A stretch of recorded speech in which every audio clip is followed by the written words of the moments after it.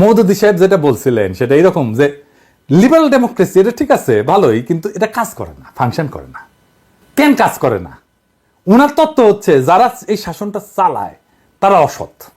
যেখানে সৎ লিবারাল ডেমোক্রেটরা আছে, যেখানে দুর্নীতি কম, সেখানে লিবারাল ডেমোক্রেসি কিন্তু ভালো ফাংশন করে। কথাটা কিন্তু সত্য। ওনার এই অবজারভেশন ইজ ভেরি রাইট। তাই ওনার কথা হচ্ছে লিবারাল ডেমোক্রেসি থাকবে, কিন্তু এটা শাসন করতে হবে সৎ লোক দিয়া। এখান থেকেই আসছে জামাতের স্লোগান, আল্লাহর আইন চাই, সৎ মানুষের শাসন চাই। তার মানে লিবারাল ডেমোক্রেসি চাই, কিন্তু এটা হইতে হবে সৎ মানুষ দিয়া পরিচালিত। ওই সৎ লোক তৈরির কারখানা হইতেছে জামাত শিবির, বুঝছাও? ওরা কিন্তু এই যে সততার স্কুলিংটা ভালো করে করে, আপনাদের স্বীকার করতে হবে, আপনারা ওরা পছন্দ করেন বা না করেন।